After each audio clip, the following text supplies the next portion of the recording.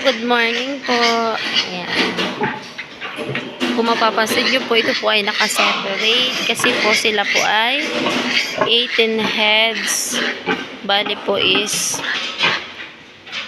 pag-aanuhin sa dede, pagsasalitin-salitan para po sila ay makadede ng ayos at hindi rin po maipit yun. Naiwasan po natin ang pagkaipit para hindi po sila mamatay.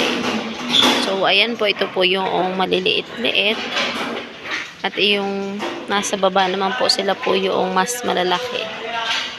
Sasalitan-salitan po natin silang padidiin.